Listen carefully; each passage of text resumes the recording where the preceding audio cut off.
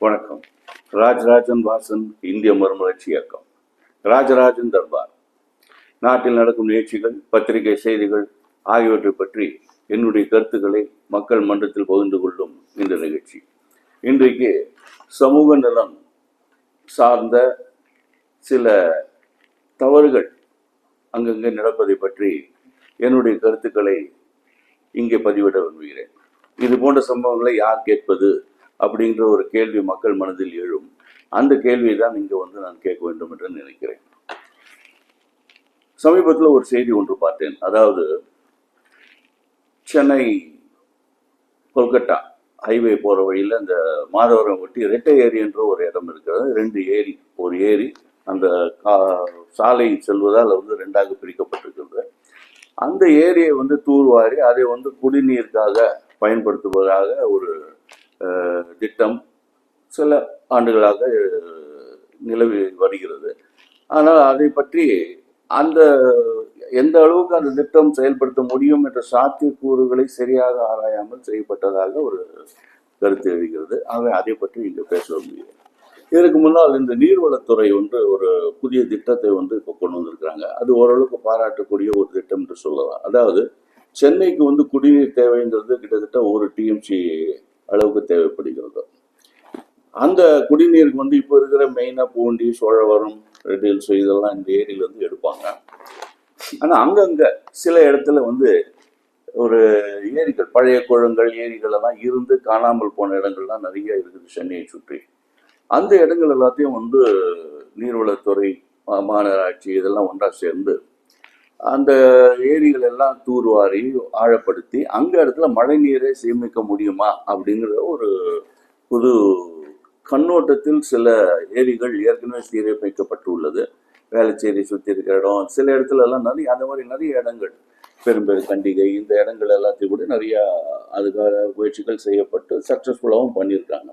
அந்த வகையில் இந்த மாதவரத்தில் இருக்கிற இந்த ரெட்டை ஏரி அப்படின்னு சொல்லக்கூடிய இந்த ஏரியை தூர்வாரி அதை நீர் பயத்துக்கு பயன்படுத்த முடியுமா என்ற ஒரு திட்டம். இது என்னன்னா ஒரு 5-6 வருடங்களுக்கு முன்னால், கிட்டத்தட்ட ஒரு 6-7 வருடங்களுக்கு முன்னாலே அப்போவே இதை பற்றி ஒரு திட்டம் ஆரம்பிக்கப்பட்டது. அப்போதைய அரசு கிட்டத்தட்ட ஒரு 30 கோடி ரூபாய் இதுக்காக செலவு செய்யப்பட்டது. அது என்ன பண்ணாங்க, ஓரளவுக்கு தூர்வாரினாங்க. அந்த ஓரங்கள்லாம் பலப்படுத்தி அதை சுற்றுச்சூழல் பூங்கா மாதிரி பண்ணணுங்கிற ஒரு ஐடியாவில் அப்போது ஸ்டார்ட் பண்ண அந்த இடத்துல ஸ்டார்ட் பண்ணுறதுக்கு ஒரு வழி, ஒரு திட்டம் இருந்தது. ஓரளவுக்கு செய்ய ஆரம்பித்தாங்க. ஓரளவுக்கு பணமும் ஃபுல்லாக செலவானது. ஆனால் முழுமையாக அது செய்யப்படவில்லை. அது அடுத்த மழையிலேயே அந்த கரையெல்லாம் பலப்படுத்திய கரைகள் எல்லாம் கூட அப்படியே சரிஞ்சு திரும்பி ஏரிக்குள்ளே விழுந்து அது சரியாக நடைமுறைப்படுத்த முடியாமல் அப்படி நின்று விட்டது. அதற்கப்புறம் இந்த அரசு வந்தப்புறம் திரும்பி மறுபடியும் அந்த திட்டத்தை எடுத்து அதை இது ஒரு கடந்த ஒரு 4 ஆண்டுகளாக இந்த ஒர்க்கு புதுதாக அதே இரட்டை ஏரிக்கு திரும்பி ஒரு 40 கோடி ரூபாய் மறுபடியும் அதுக்கு நிதி ஒதுக்கி திட்ட பணிகள் நடந்து கொண்டிருப்பதாக தெரிகிறது. ஆனால் இந்த 4 வருடங்களில் இது எந்த அளவுக்கு அது முடிஞ்சிருக்குன்னு பார்த்தா இன்னும் நிறைய முடிக்க வேண்டிய பணிகள் நிறைய இருக்கிறது தெரிகிறது. அதுவும் முக்கியமாக இந்த வாட்டி பண்ணுறது வெறும் சுற்றுச்சூழல் பூங்கா மட்டும் கிடையாது. இந்த வாட்டி அரசு திட்டமிட்டது என்னன்னா, இதை ஒரு குடிநீர் தேவைக்கான ஒரு நீர் தேக்கமாக அதை ஆக்க வேண்டும் என்று கிட்டத்தட்ட ஒரு 0.5 TMC வரைக்கும் அங்கே சேர்க்க முடியுங்கிறது ஒரு கணக்கு சொல்றாங்க அந்த 2 ஏரியில. அது நம்மளுக்கு அது பயன்படும். அது அந்த ஏரியில நீர் தேக்கினால். ஆனால் இதுல பிரச்சனை என்னன்னா, இப்போ 2 விஷயமும் இதில் பார்க்க வேண்டியிருக்கிறோம். இதுல ஒன்று தூர்வாரும் பணி, அதெல்லாத்தையும் அழகா பண்ணி முடிக்கணும். ஒரு ஷார்ட் பீரியடுக்குள்ள இந்த வருடத்துக்கு செப்டம்பர் வரைக்கும் டார்கெட் கொடுத்துருக்குறாங்கன்றது தெரிகிறது. இதுக்குள்ள பண்ணணும்.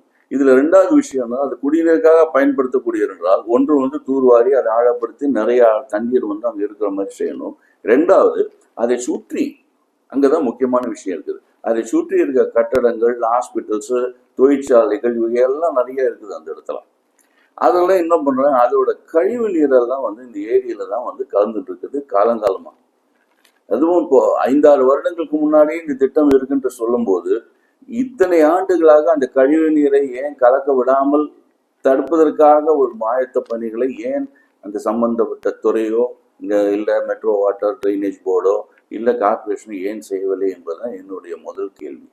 இது குடிநீருக்காக பயன்படுத்த வேண்டிய ஒரு ஏரி என்று தெரிந்த பிறகு முதல் கட்டமாக அவர்கள் செய்ய வேண்டியது என்னன்னா, தூர்வார பண்ணி ஒரு பக்கம் போயிட்டு இருந்தா கூட அதை சுற்றி அந்த கட்டடங்கள், அப்பார்ட்மெண்ட்ஸு, ஹாஸ்பிட்டல்ஸு, தொழிற்சாலை, இது எல்லாத்துலேயும் இருக்கிற கழிவு நீர் முதல்ல ஏரிக்குள்ள போகாம தடுக்க வேண்டிய ஆயத்த பணிகள் முதல்ல செஞ்சிருக்கணும்.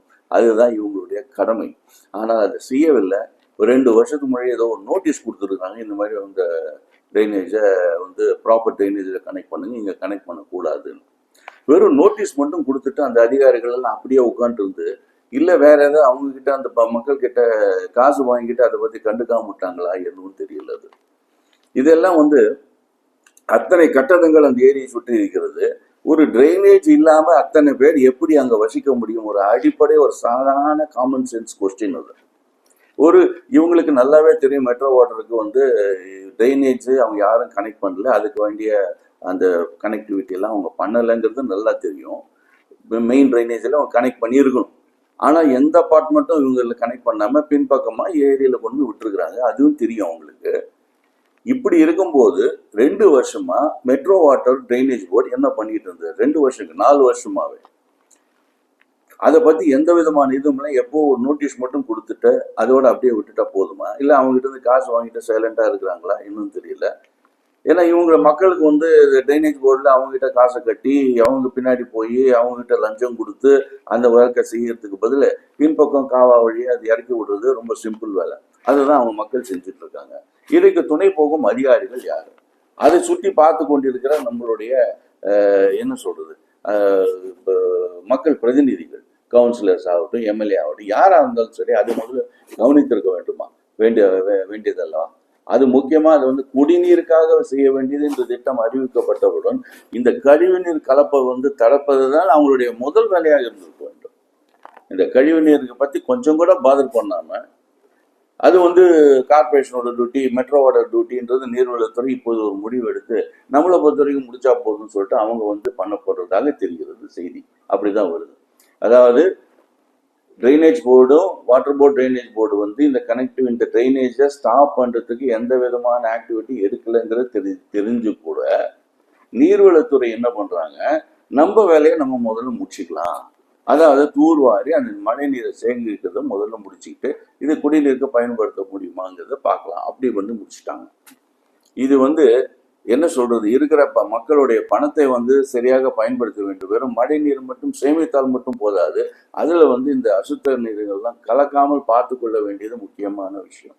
அதை பத்தி அப்படியே மறந்துட்டு இவங்க மட்டும் இதை படிச்சா, இது வந்து ஏற்கனவே 30 கோடி செலவுப்பட்டு இப்போ 40 கோடி அரசு செலவு செய்திருக்குது. இது வந்து இதோடைய ஃப்ரூட்ஃபுல்னஸ், இதோட அல்டிமேட் பர்பஸ் சொல்லுவோமா? கழிவு நீரை கலக்காமல் அந்த நீரை மட்டும் தேக்கி அது எதுக்கு பிரயோஜனம்? அதை வந்து நம்ம குடிநீருக்கு பயன்படுத்த முடியாது. ஸோ இந்த ப்ராஜெக்டுக்காக அலாட் பண்ணுற எல்லா ஃபண்டும் வேஸ்ட் ஆஃப் போகும். ஸோ இதுக்கு என்ன நான் சொல்ல வரேன்னா, இது வந்து கழிவு நீரை வந்து கலக்கக்கூடாதுன்னு ஜென்ரலாக சொன்னால் மட்டும் போதாது. அங்கே இருக்கிற அதிகாரிகள் என்ன பண்ணிக்கிட்டு இருந்தாங்க? வெறும் நோட்டீஸோடு நின்னா போதுமா? எந்தெந்த பில்டிங்லாம் வந்து இதில் கனெக்ட் பண்ணலன்னு ஒரு இன்ஸ்பெக்ஷன் ஒரு ரவுண்டு போனோன்னா 1 வாரம் போதும் அந்த ஏரியை சுற்றி இருக்கிற பில்டிங்லாம் கனெக்டிவிட்டி எப்படி இருக்குது? இத்தனை மக்கள் வச்சுக்கிறார்கள், ட்ரைனேஜ் இல்லாமல் எப்படி அவங்க வச்சுக்கிறாங்க? அது கூடவா தெரியாமல் இருக்கும் அந்த மெட்ரோ அதிகாரிகளுக்கும், ட்ரைனேஜ் அதிகாரிகளுக்கு, மெட்ரோ வாட்டர் ட்ரைனேஜ் போர்டு அதிகாரிகளுக்கு? ஒரே ஒரு இன்ஸ்பெக்ஷன் சுற்றி போயிட்டு இருந்தேன்னா தெரிஞ்சிருக்கும். அதோட வாட்டர் சப்ளை ஒரு வாரத்தில் கட் பண்ணுவேன்னு சொன்னோன்னா ஆட்டோமேட்டிக்காக அவங்க வந்து எல்லாரும் வந்து இது வந்து ட்ரைனேஜ் சிஸ்டத்துக்கு வந்திருப்பாங்க. ஏன்னா ட்ரைனேஜ் வாட்டர் ரெண்டுமே வந்து இவங்க கிட்ட தான் இருக்குது. ட்ரைனேஜ் கனெக்டிவிட்டி சரியா பண்ணலன்னா வாட்டர் சப்ளை நான் கனெக்ட் பண்ணுவேன். அந்த ஏரியாவுக்கு வாட்டர் சப்ளை கொடுக்க முடியாதுன்னு சொல்ல வேண்டியது தானே. உண்மையிலே பண்றோம் இல்லையோ, ரெண்டாவது இருந்துட்டு போதும், மக்கள் பாதிக்கப்படக்கூடாது, ஓகே. ஆனாலும் இது போல ஒரு சமூக நலம் கருதாமல், அதை பற்றி கொஞ்சம் கூட மனதில் அதை பற்றி கவலைப்படாமல் ஒரு சுற்றுச்சூழலை கெடுக்கும் வகையில் நடந்து கொள்ளும் மக்களுக்கு வந்து சரியான தண்டனை தர வேண்டும் அல்லவா? அது தண்டனை வந்து என்ன, 1 வாரம் வாட்டர் சப்ளை கட் பண்ண போறேன்னு த்ரெட்டன் பண்ண கூட போதும், அவன் அந்த ட்ரைனேஜ் இதை வந்து கட் பண்ணியிருப்பான். அதை ட்ரைனேஜை ப்ராப்பராக கொண்டு வந்து ப்ராப்பர் ட்ரைனேஜில் கனெக்ட் பண்ணியிருப்பாங்க, இந்த ஏரியாவில் கலக்காமல். இது எல்லாமே எதுவுமே பண்ணாமல் ஒரு சின்ன நோட்டீஸ் கொடுக்க மாதிரி கொடுத்து கொடுத்துட்டேன்னு சொல்லி அதோட க்ளோஸ் பண்ணிட்டேன். அவன் எல்லாத்துக்கிட்டையும் காசு வாங்கிக்கிட்டேன். மக்கள்கிட்ட ட்ரைனேஜை வந்து திரும்பி ஏரியில் கலெக்ட் பண்ணுறதுக்கே லாஸ்ட் 2 வருஷம் 3 வருஷமாக போயிட்டு இருக்குது. அப்படி இதுதான் இது நிலை. இதோட முடிச்சின பிறகு இந்த வாரத்துக்குள்ள இந்த வருடத்துக்குள்ள அதை முடிக்க வேண்டும் என்று ஒரு முடிவு செய்து செப்டம்பர் அக்டோபருக்குள்ள அதை முடிக்க வேண்டும் என்ற டார்கெட் வேறு கொடுத்துருக்கான் அந்த கான்ட்ராக்டருக்கு இந்த ஏரியை பற்றிய பணி. ஸோ இது ஏரி மட்டும் பண்ணிட்டு அதோட முழு காசு வாங்கிட்டு அவங்க பாட்டு போக போகிறாங்க. இதை பற்றி ட்ரைனேஜை பற்றி அவங்க பற்றி கவலைப்படக்குள்ள இந்த தண்ணி பயன்படுமா என்பதை பற்றி அந்த கான்ட்ராக்டருக்கு எந்த விதமான அக்கறையும் கிடையாது. அவங்களுக்கு அக்கறை இல்லைன்னா கூட நம்மள மக்கள் பிரதிநிதிகள் மக்களுடைய அவங்களுக்கெல்லாம் வந்து கூட கொஞ்சம் கூட இதை பற்றி கேர் பண்ணாமல் இருந்து கொண்டு வருவது மிக்க வருத்தம் அளிக்கிறது. அரசாங்கத்துடைய பணம் இந்த அளவுக்கு செலவாகி கூட மக்களுக்கு அதை பயன்படுத்தக்கூடிய வகையில் அந்த திட்டம் இல்லாமல் போகுவது என்று நினைத்துவது வருத்தமாயிருக்கிறது. ஆகவே இந்த செய்தியை உங்களுடன் செய்து பகிர்ந்து கொள்வதில் நான் வருத்தத்துடன் இதை பகிர்ந்து கொள்கிறேன் என்று சொல்கிறேன். நன்றி, வணக்கம். ராஜராஜன் வாசன், இந்திய மறுமலர்ச்சி இயக்கம்.